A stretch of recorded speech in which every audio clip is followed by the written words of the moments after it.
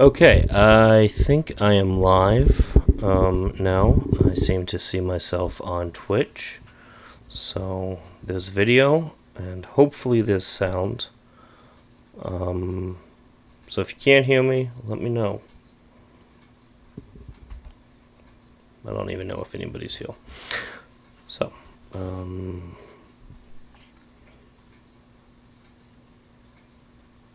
okay.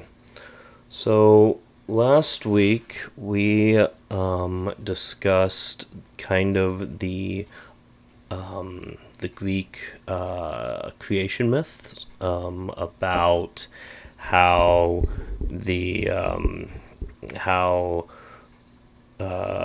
Mother Earth and the Father Sky or Uranus came together and created the first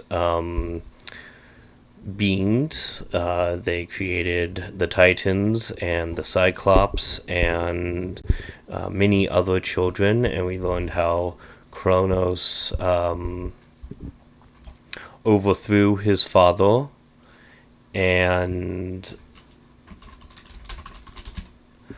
then after that became Lord of Creation, and how he then swallowed his own children to prevent them from overthrowing him, and then was eventually overthrown by Zeus, and his children were freed in the rebellion. So we've learned about how Zeus came to be, and now the stage is set for the time of Zeus. Today I'm planning to talk about some of the principal gods of Olympus. I don't know that I'm going to get through all 12, but we're going to start with some of the some of the bigger ones. Talk a little bit about them, really kind of set the stage, tell some of their stories.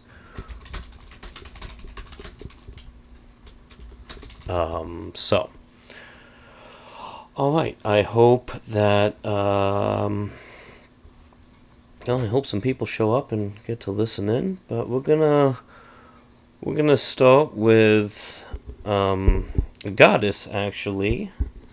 A goddess that will be familiar to many people, I hope. Her name is Hera, and she is, depending on point of view and beliefs, I suppose, the queen of the gods, queen of Olympus, the wife of Zeus. Well, one of the wives of Zeus, as it turns out. And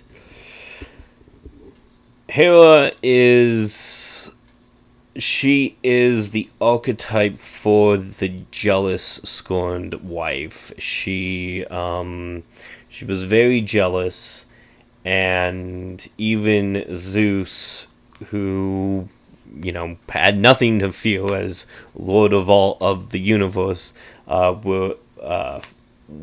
feared her temper tantrums and fits of rage. She hated all of his other wives and refused Zeus when he approached her to be his wife at first. Now, Hera is Zeus's older sister. She was, I believe, by tradition, she was the next to last born of Kronos and not Kronos, of Kronos and Rhea's children. So she would have been the fifth child before Zeus. And so Zeus had approached Hera and asked her hand in marriage, and she refused him. But Zeus, being clever and sly, he created a giant thunderstorm and turned himself into a cuckoo bird and pretended to be in distress and Hera came to the cuckoo bird's rescue, and the bird flew into her arms for protection, and she pitied this poor wet little bird, and kept it warm all through the thunderstorm. And then, right as the thunderstorm ended, Zeus became the bird turned into Zeus, and she was so enamored and had bonded with the bird that she felt this love for Zeus and consented to marrying him. And for as a wedding present, Mother Earth, Gaia, Hera's grandmother and Zeus's grandmother, for that matter, gave to Hera an apple tree that bore golden apples that were said to make an eater immortal. And Hera treasured this tree and planted it in a garden. The garden's name was Hesperides,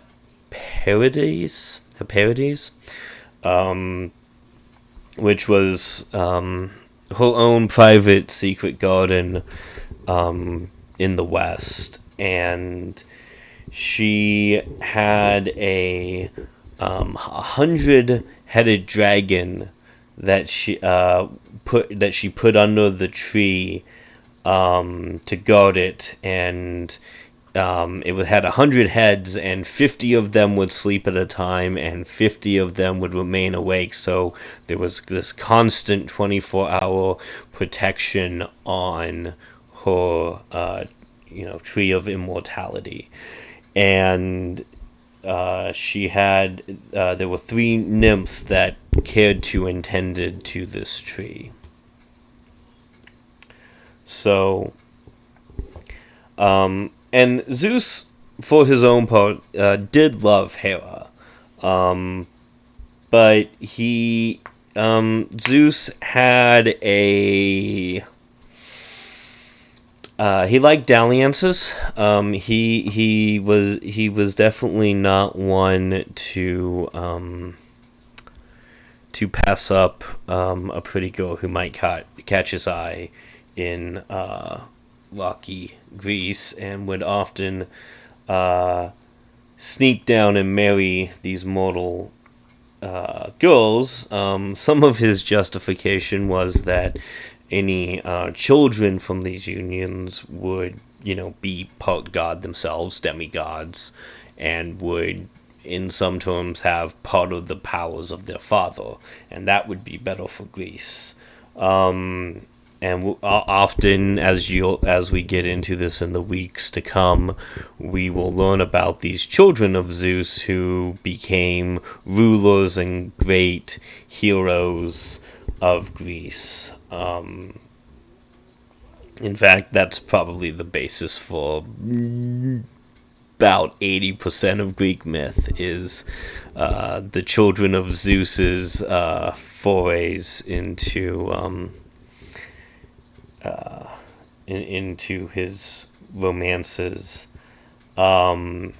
Unfortunately for Hera, being the jealous wife, as I said, as we can commonly understand her to be, would go into these jealous rages and heap all sorts of torment on these other wives and these children,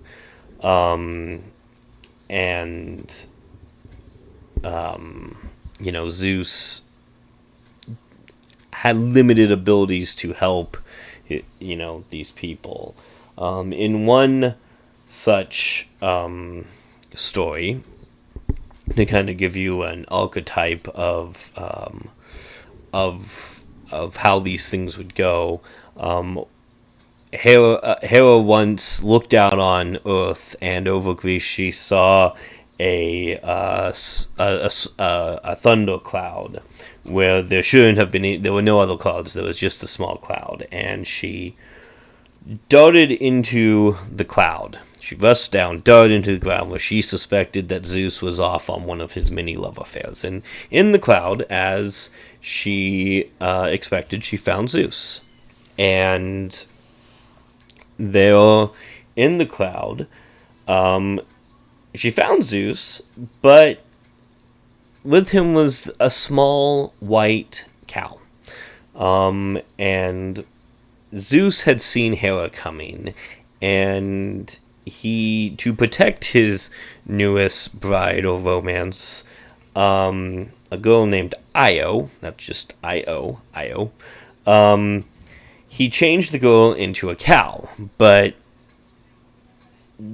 the cow was as lovely as the girl, because Zeus, of course, being the king of the gods and all that, only chose the prettiest girls. But the cow was just as cute as you might expect. And Hera pretended to be deceived. Hera was a goddess of rulers, of kings. She was often gave advice to many powerful kingdoms on how they should proceed. She was nobody's fool. And so she pretended to buy into her husband's trick and begged Zeus to let her have this cow as a present. And of course Zeus, trying to keep up the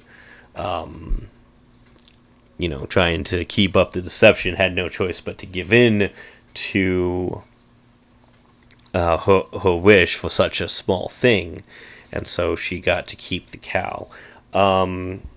And so Hera, being somewhat cruel, tied poor Io to a tree and set her servant Argus to watch over Io. Now Argus had 100 eyes, and this is kind of an interesting situation where we see this 100 pattern repeat with Hera. I don't know enough to know the significance of the 100, but we had the 100-eyed dragon under the tree, guarding the tree, and we have the 100-eyed giant Argus set to defend. Set to watch over Io and make sure that Io would come to no harm. And Argus, he was a giant. He was said to have killed the great beast Echidna, who we learned last time was one of the great monsters that Mother Earth had sent against Zeus. After Zeus had locked the Titans in Tartarus, Zeus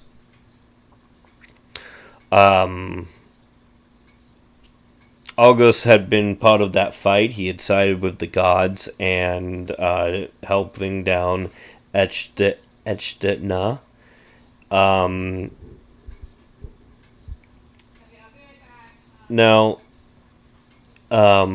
So Argus was Hera's servant and faithful watchman who, like the dragon, would sleep with 50 eyes closed and 50 eyes open and then switch off, so that he was never fully asleep. And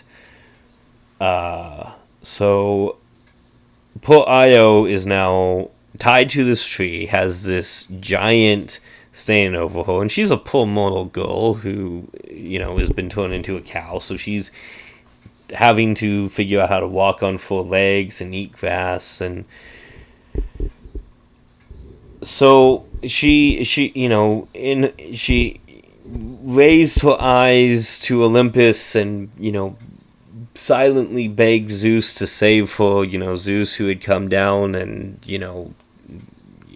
loved her and, had probably promised her way more than Zeus could possibly hope to actually keep promises, given his first wife, Hera. And so Zeus, not wanting to directly interfere, risking the wrath of Hera, he sent Hermes, his son Hermes, who we'll learn a little bit about later and how Hermes came to be. But he sent Hermes down to hatch a scheme to free Io. And Hermes, who was a god of tricksters, of thieves, of beggars, of wanderers, kind of the people who live by their wits. This is the guy for the job. And Hermes disguises himself as a shepherd, and he goes up to Argos and is playing a tune on his pipe. Apollo might have been the god of music, but it's said that Hermes introduced Apollo to the pipe, so Hermes definitely knows his way around a pipe, and Argos gets bored and having to watch this cow, and so he welcomes this passing shepherd playing a pretty tune on the pipe, and welcomes him to come sit and spend some time with him, looking for company, as many of us do. And Hermes sits down and plays for a while, and after completing his musical number, he starts to tell a story, and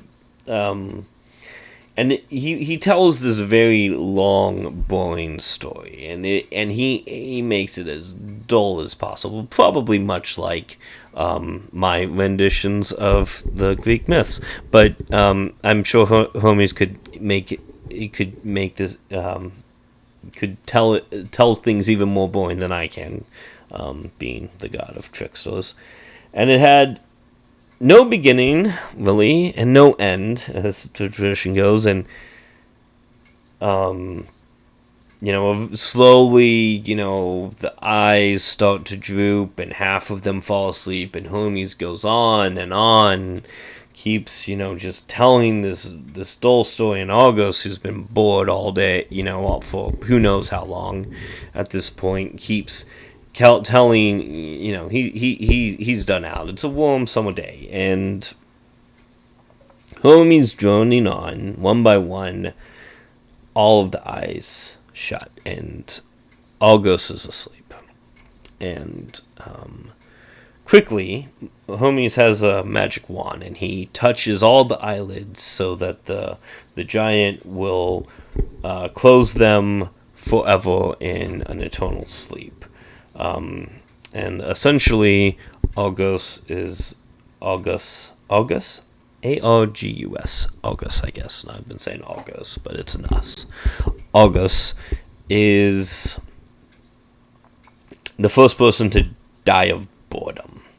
I'm sure many of us can relate to that. Those of us who have normal day jobs have, probably had, desk jobs. You get bored and just want it to end. Well, this is the guy who got bored to death on the job. Hermes, of course, then he unties the cow, and Io runs home to her mortal father. And this is a river god, as it turns out. And the river god in Achos could not recognize the cow as his daughter. And Io couldn't tell him what happened. All she could say, of course, was moo. But when she lifted up her hoof and scratched her name, Io. Fortunately, not a very long name, so pretty easy to write out. And she writes this in the ground next to the river, and the river god understood what happened. He knew the ways of Zeus. He knew that how the affairs of gods would work. And so he rose out of the river to seek his revenge on the thunder god, and attacks Zeus with ferocity, and so much that Zeus himself is injured a bit, and does fear for his life. Is the wrath that this river god comes at, and in the end, to save himself, Zeus uses his best thunderbolt to strike the source of the river, which the river's name is Inachos, Inachos. And this is in the land of Arcadia, which I believe Arcadia is in. I believe it's near. Arcadia. I believe it's near modern day Turkey, kind of in the Middle East. So it's kind of out there. But there is this river that now runs dry. It is no longer a river, thanks to Zeus killing the god of that river. Now, of course, Hera. Go back to Hera. She's furious. Her favorite servant Argos is dead, and her cow Io, who she knows is one of Zeus's Diliances, is been set free. And so, in response, because in a lot of cases the Greek gods and the Greek heroes, it was very much this tit for tat, back and forth kind of thing, sent a vicious gadfly to sting and chase the poor Io, who's still a cow. So she sends this gadfly to annoy Io and sting her as much as possible, and but then also not to make it seem like Hera is this completely cruel, inhumane person. She never wanted her servant Argus to be forgotten, and so she takes his 100 eyes, and she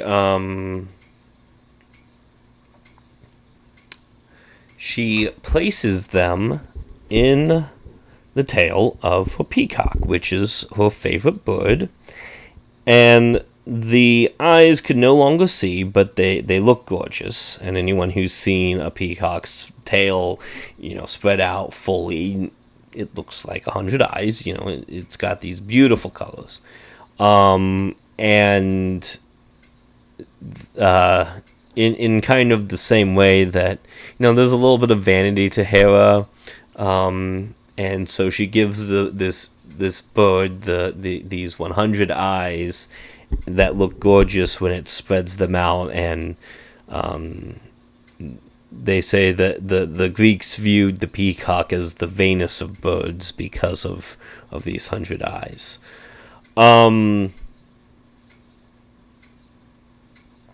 So Io is now being chased all over Greece, and she eventually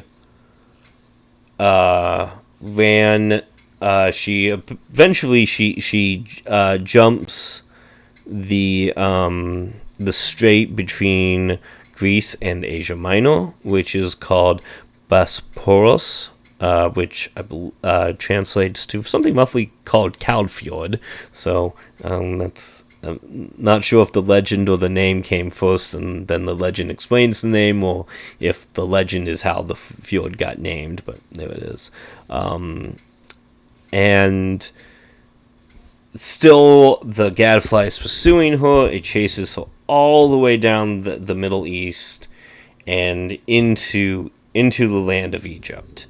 And according to the Greeks, we're gonna get into Egyptian myths. So I'll be curious to see if there's a similar story when we get there. But the Egyptians saw this snow white cow, and they worshipped her, and she became one of the Egyptian goddesses, and the Egyptians drove off the gadfly, and Hera felt that Io's out of Greece, which is where Zeus spent most of his time.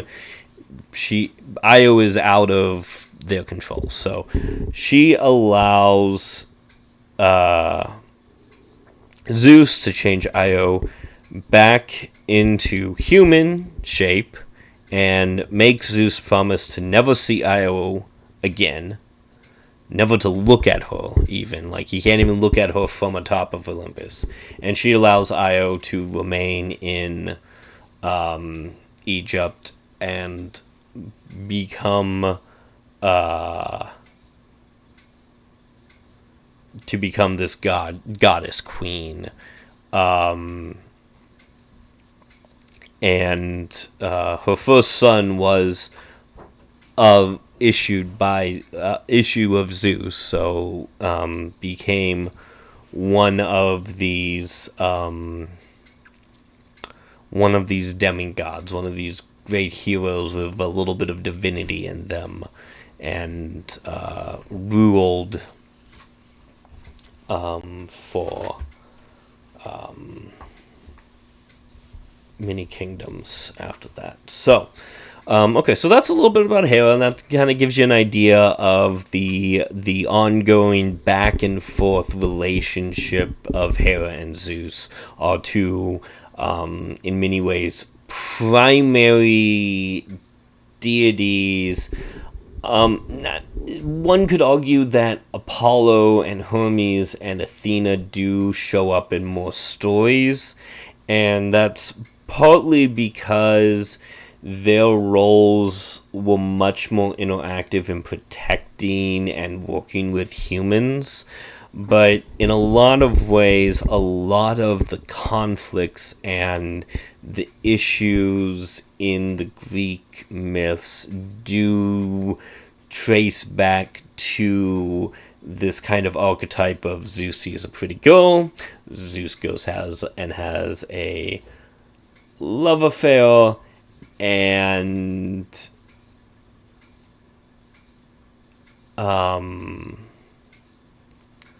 then Hera finds out, Hera gets upset, and makes Zeus's lover and usually other children suffer in some way. So that's Hera. Next, I want to talk about Poseidon. Poseidon's a pretty cool god, in my opinion. He is the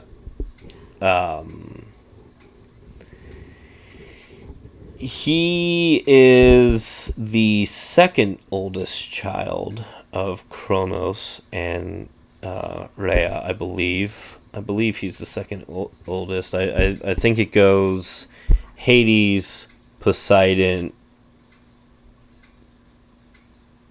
I could be wrong. Maybe I don't remember where Hestia and Demeter come in, so I could be wrong. We'll get that clarified. Anyways, Poseidon.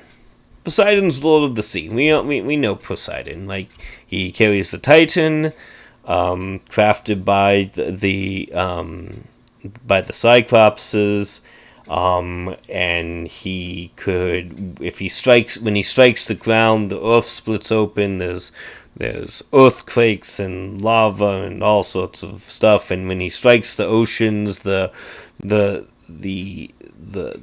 tides rise, and it becomes like a monsoon or a hurricane.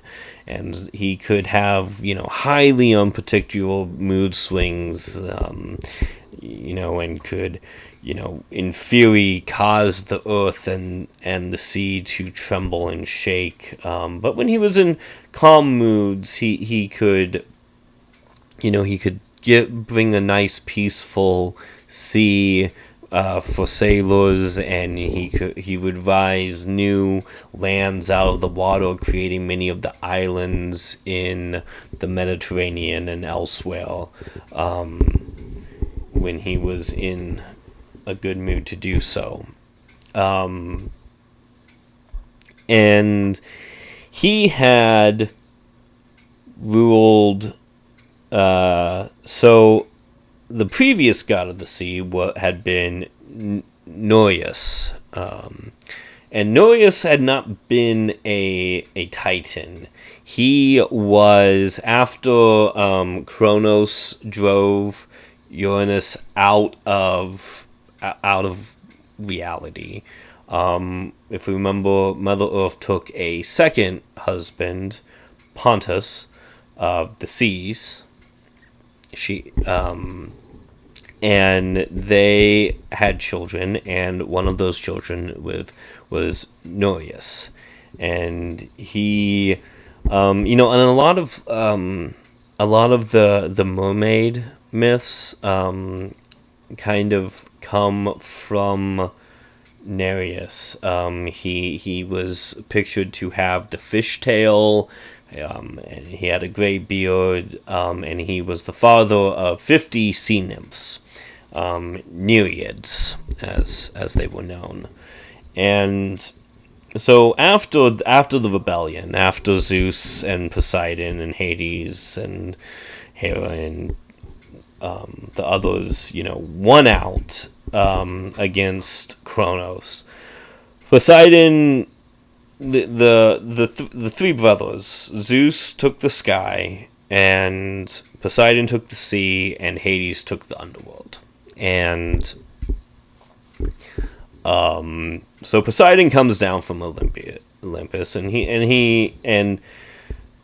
Nereus had stayed out of the war. He wasn't a titan. He had the force. He was supposed to be a little bit more even-tempered, and had seen that the gods were going to win. So he stayed out of the war and turned over control of the sea to Poseidon.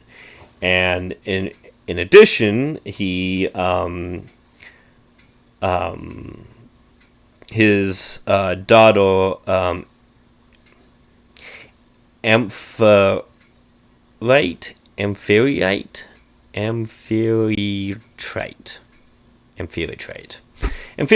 sure, was married as Poseidon's queen.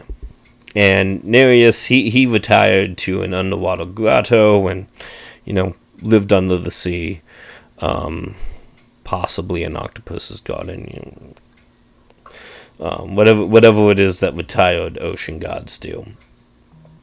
And so so Poseidon and his new wife and 49 sisters-in-laws. Could you imagine having 49 sisters-in-laws? Like, that would be a lot of sisters-in-laws.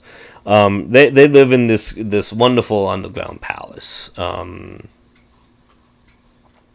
And they had a son, Triton, who had a fishtail like his grandfather, and rode on the back of a sea monster. Now, many of you will know Triton as also, according to Disney, as the father of Ariel, which some people on the internet have kindly pointed out, and so I'm going to point out again that in a way this makes Ariel and Hercules cousins, with Poseidon being Ariel's grandfather and Hercules being Zeus's son. So fun family tree there to look at. But Poseidon, he didn't spend a lot of time in his palace. He spent most of his time traveling the waves or hanging out on Olympus with the other gods.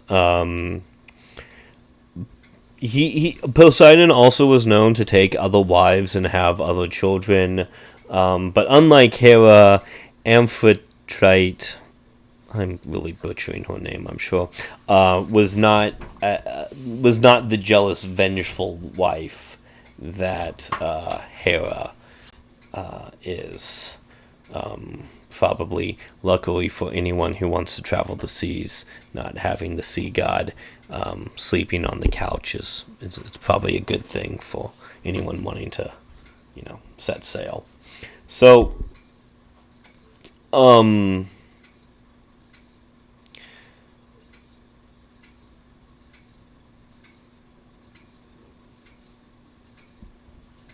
Poseidon raised many.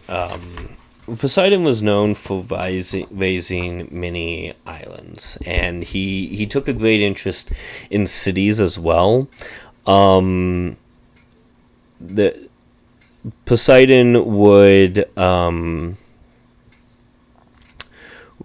he was supposed to have raised Crete from the sea, and he also helped build the walls of Troy, the walls that kept the Greeks out for 10 years until they were tricked. He was supposed to have helped build them, but then in the war he had sided with the Greeks for various other reasons, which we'll get into when we talk about, if we eventually talk about, we might do a very abridged version of the Iliad at some point.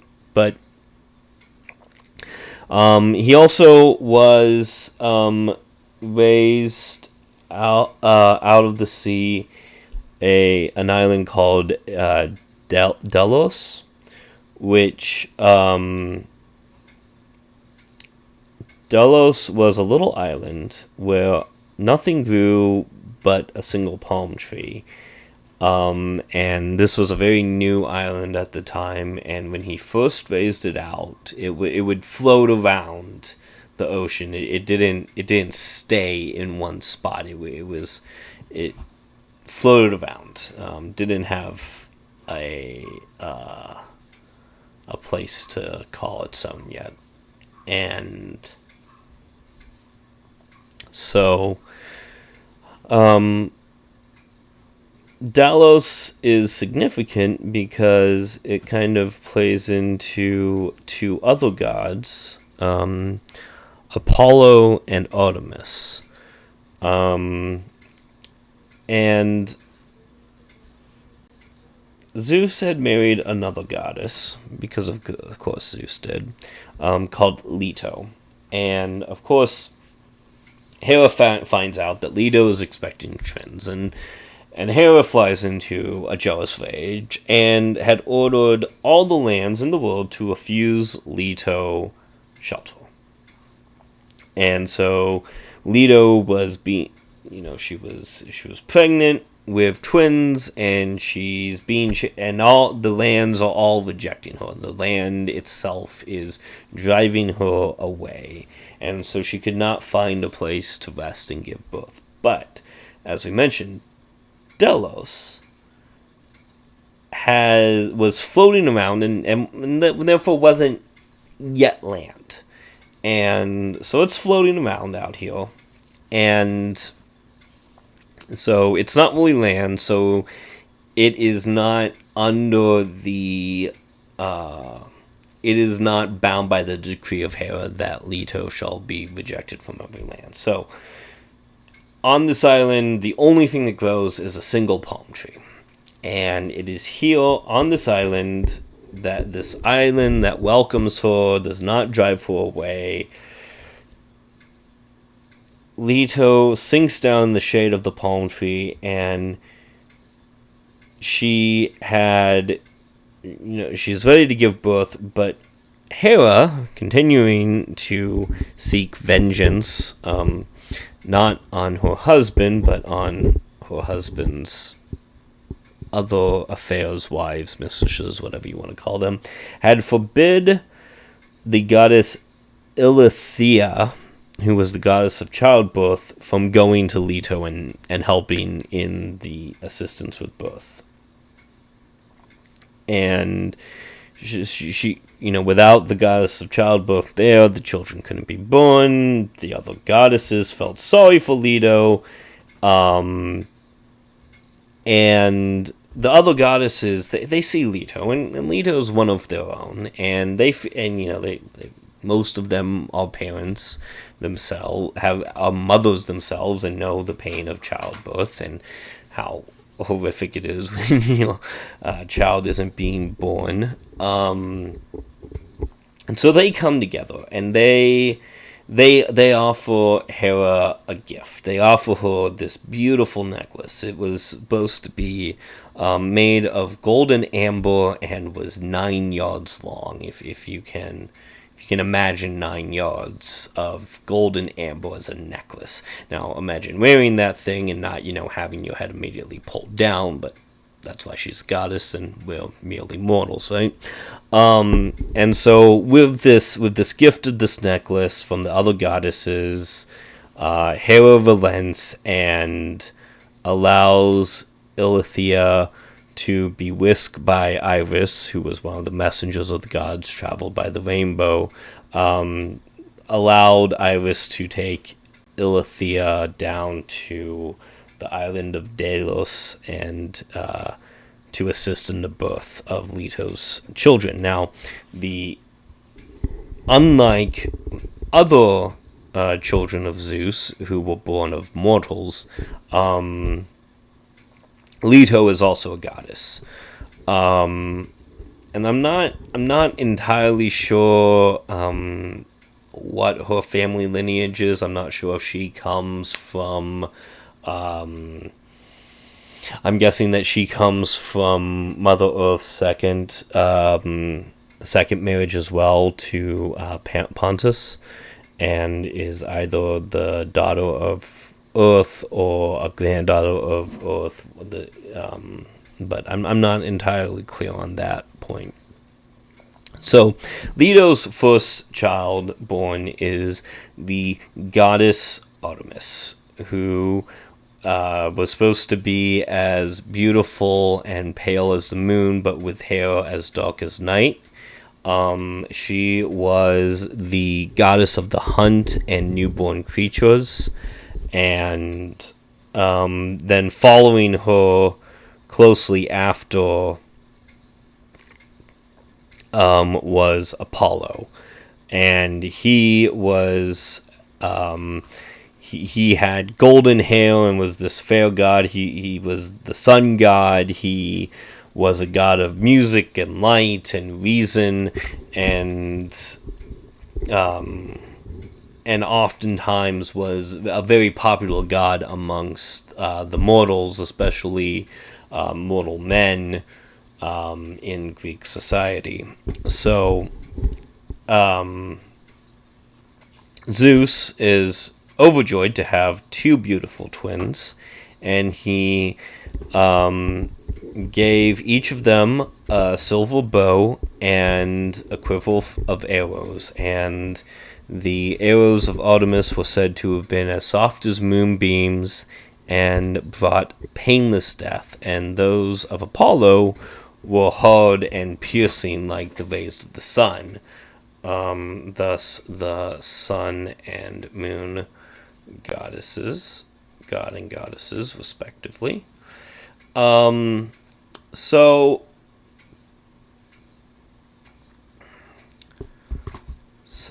the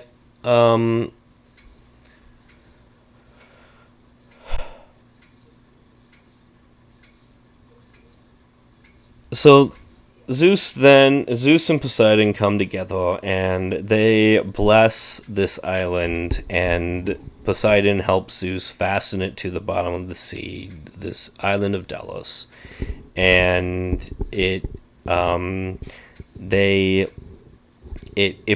goes from being this barren island that only had a palm tree on it to bursting forth with grass and flowers and other trees, and it becomes one of the most beautiful, richest islands in in the Greek Isles in the Mediterranean, and it became the home of many temples and treasures to honor Leto and Artemis and Apollo, and was a pilgrimage spot.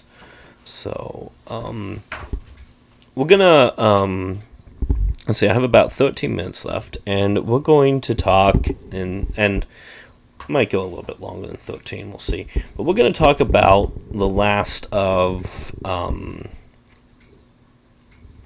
the major first generation gods. We're going to talk about Hades, and then next week we'll get into some of the more of the stories of Apollo, Artemis, Hermes, Athena, Ares, and Hephaestus. We'll see how that goes. But we're going to talk about Hades. And Hades, he is a very popular god right now on the internet. He is the star of some video games. He is the star of a very popular webcomic I know or two. He's kind of seen this this popularity that interestingly, he did not enjoy in ancient Greece. The ancient Greeks feared him above any other god. They feared Hades. They rarely even would say his name, from my understanding. I'm sure that somebody will correct me and tell me I'm wrong, but this is how I learned the myths, so this is how I'm relating them to you. But they feared Hades and thought that if they said his name, it would catch his attention and he would send for them and take them down into the realm of, Hades, the underworld. And so they would call him, they would give him other names. The Rich One, because he had all the riches of the earth, the gold, the silver, the iron, any kind of treasure in the ground, the gems, they belonged to him.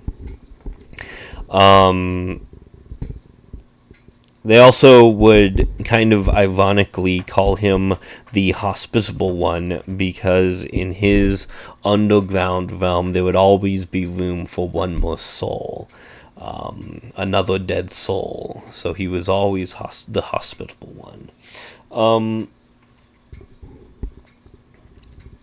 Hades is not a bad guy in Greek myth. They fear him because the Greeks feared death. But they did not see Hades himself as an antagonist. I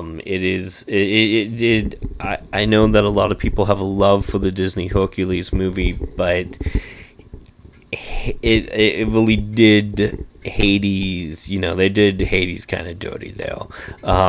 Hades was not interested in vengeance. He was not interested in ruling. In fact, it said that Hades was very happy when the three brothers drew lots of who was going to get which realm.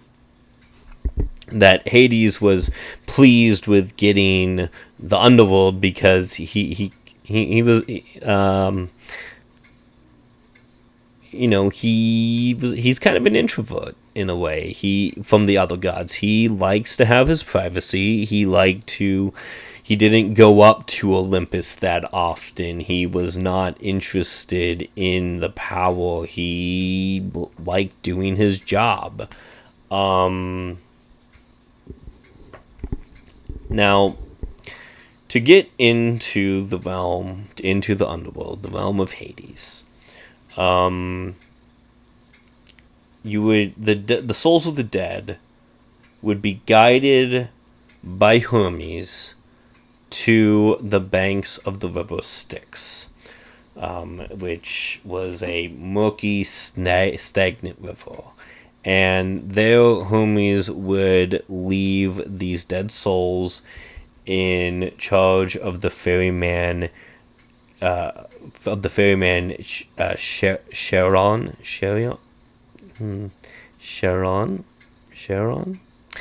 And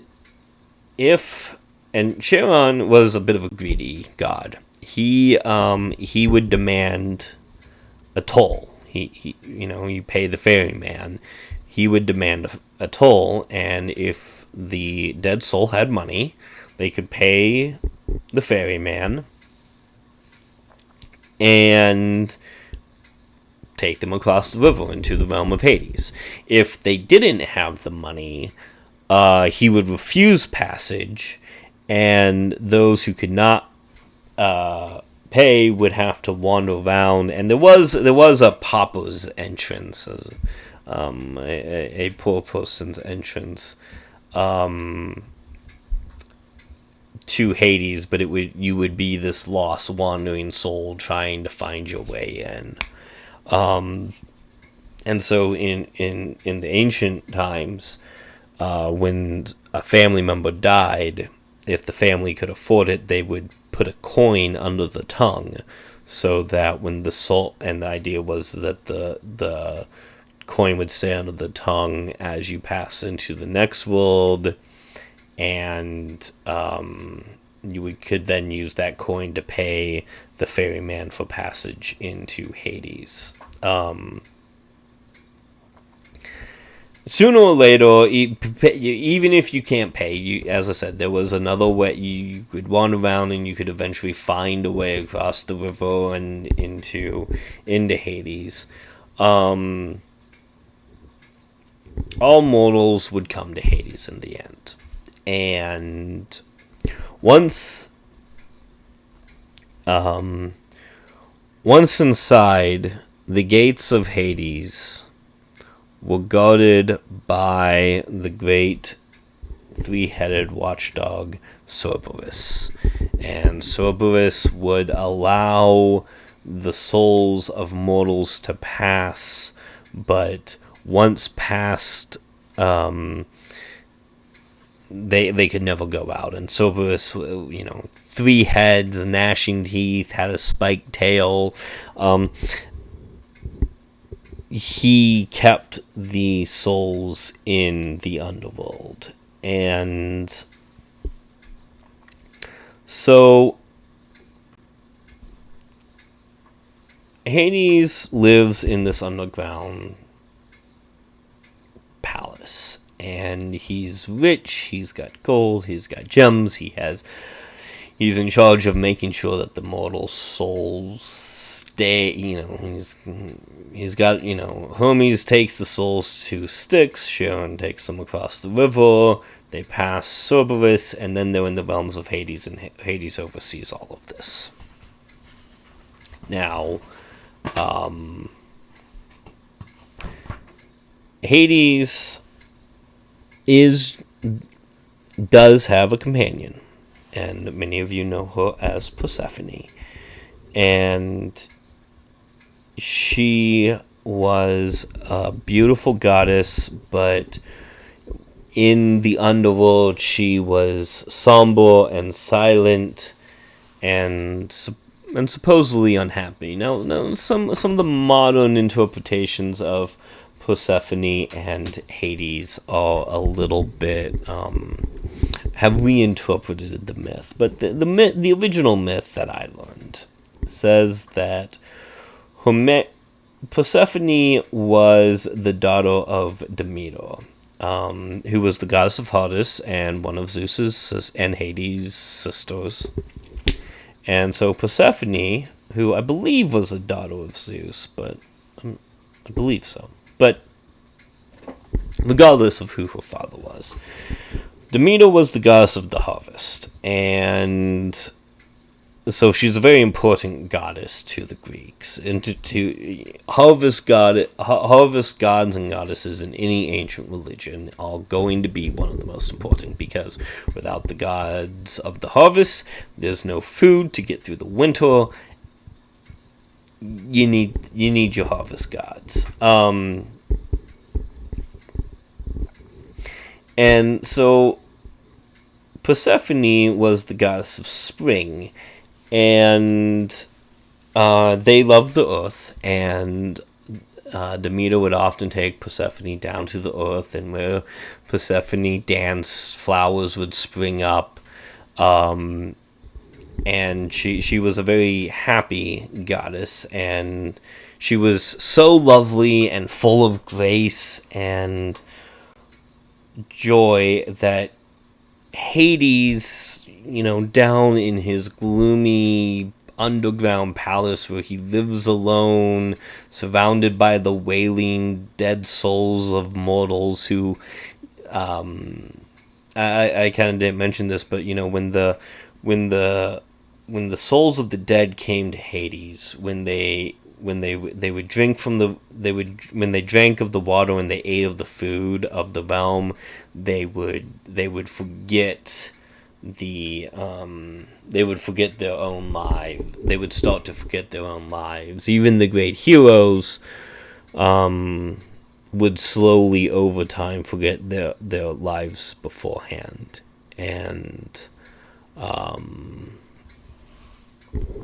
so but Hades looks up and he sees this beautiful goddess of spring. She is the antithesis of pretty much everything he stands for. She is, she's joyful, she's beautiful, she's full of life and love and happiness, and he's none of those things. So one day Persephone is down on Earth and she's out gathering flowers, and she strays away from her mother and their nymph attendants, and the ground splits, and from this crevice in the earth comes a dark chariot drawn by black horses, and the driver, of course, is grim Hades, and he seizes the terrified girl, turns his horses, and plunges back into the ground. And interestingly, there's a herd of pigs nearby, as the legend goes, and some of the pigs fall into the ground, tumble into the cleft, and Persephone's cries for help die out when the earth closes, and the swineherd, who's now lost some of his pigs, he's standing over this place where he's just lost some of his pigs, and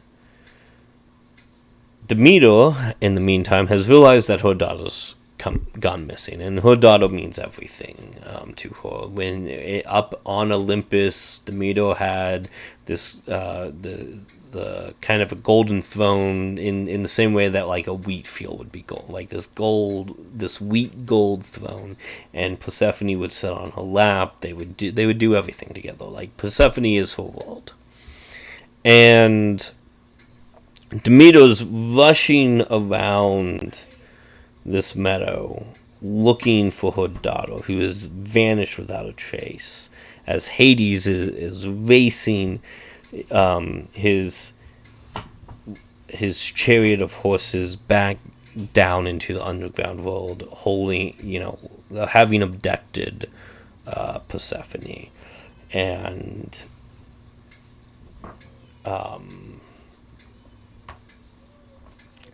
he puts Persephone beside him in the palace on a dark black marble throne, and he gives her gold and precious stones and jewels, but none of that gives her any joy.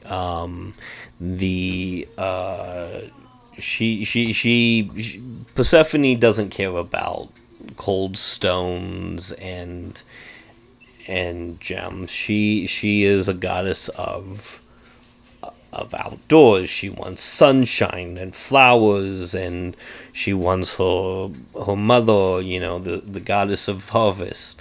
But and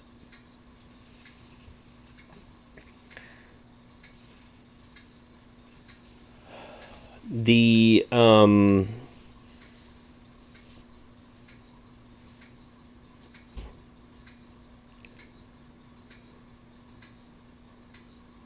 the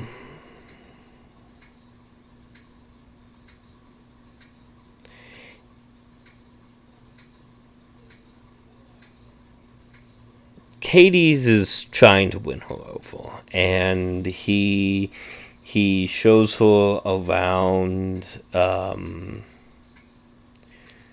He takes her through the garden, but the garden is full of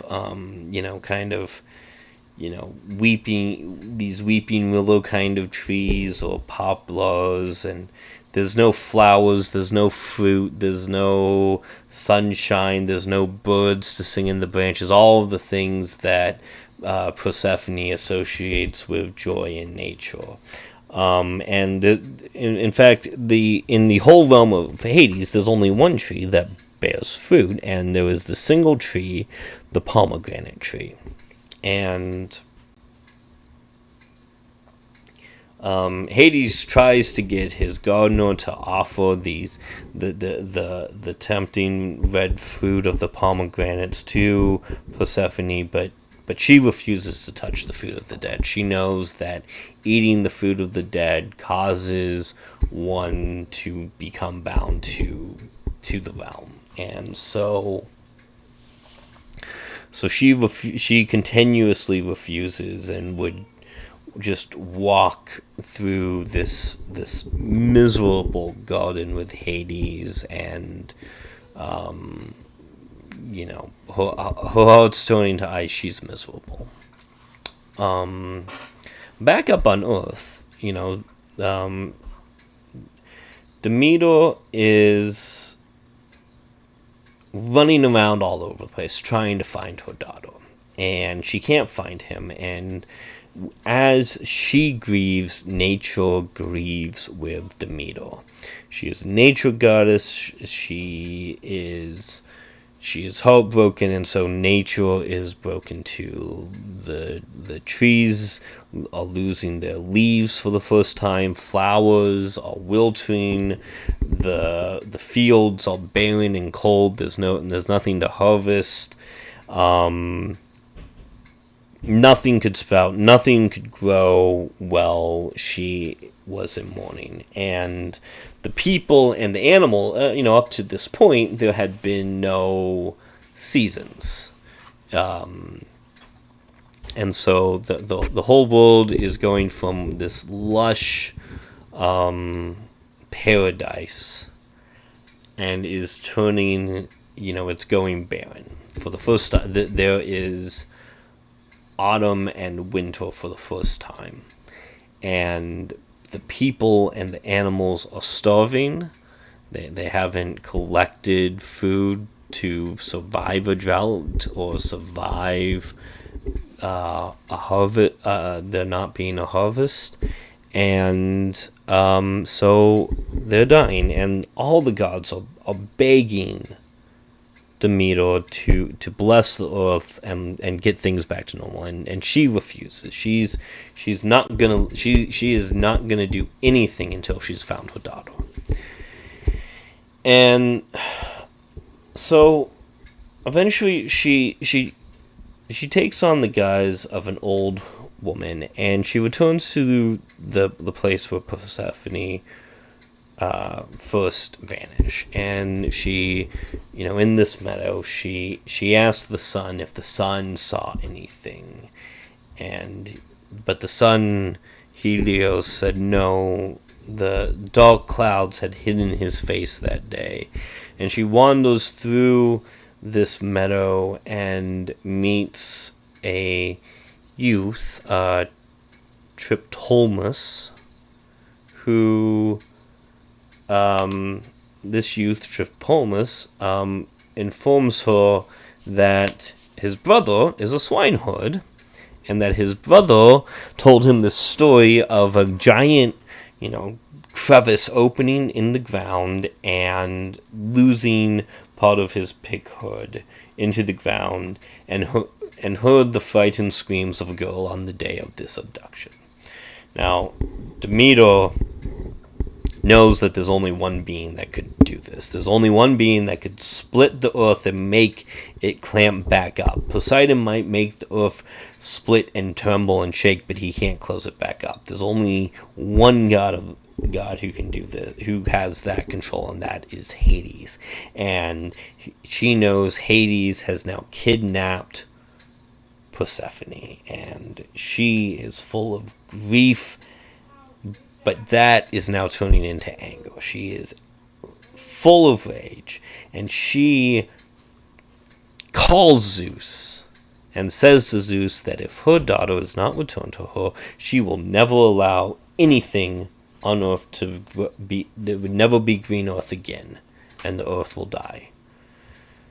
And of course, Zeus can't let the world perish, and so he sends Hermes down to the underworld and with a message of, Hades, you gotta let her go. And Hades, as I mentioned, Hades is not, he's not an antagonist, except for this story, obviously.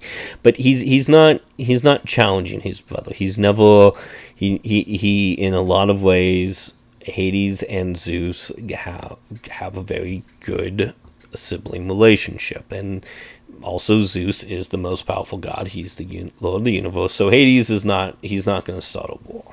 So Hades bids farewell to Persephone and lets her go back up with Hermes. But Persephone goes with Hermes, and